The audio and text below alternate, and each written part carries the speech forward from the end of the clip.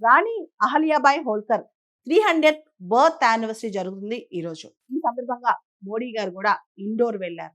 అసలు రాణి అహల్యాబాయిని అందరూ కూడా ఫిలాసఫర్ క్వీన్ అంటారు.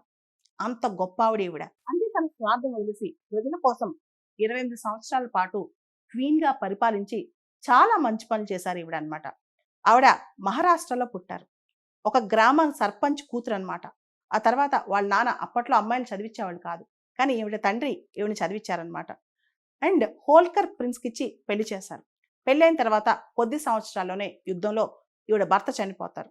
భర్త చనిపోతే ఈవిడ వెంటనే సతీ సహగమనం చేద్దాం అనుకుంటుంది. కానీ ఈవిడ మామగారు ఈవిడ ఆపి పరిపాలన దక్షత నేర్పిస్తారనమాట. ఆ తర్వాత ఆవిడ అద్భుతంగా 28 సంవత్సరాల పాటు మధ్యప్రదేశ్లోని హోల్కర్ కింగ్డమ్ ని పరిపాలించిందనమాట. చాలా మంది హిస్టారియన్స్ ఈవిని ఫిలాసఫర్ క్వీన్ అని పిలుస్తారు. అండ్ ఆవిడ పూర్తి స్థాయిలో గవర్నెన్స్ లో చాలా ప్రక్షాళనలు మార్పులు తీసుకొచ్చింది. ముఖ్యంగా ప్రజా సంక్షేమం అనేది ఆవిడ పెద్దపీట వేసింది అనమాట. మధ్యప్రదేశ్ లో మనకు తెలుసు ఆవిడ మహేశ్వర్ అని చెప్పి ఒక నగరాన్ని కన్స్ట్రక్ట్ చేసింది. అది హోల్కర్స్ క్యాపిటల్ అయిందనమాట. తర్వాత ఉమెన్ ఎంపవర్మెంట్ కోసం, మహిళా ఎడ్యుకేషన్ కోసం ఆవిడ చాలా కృషి చేసింది.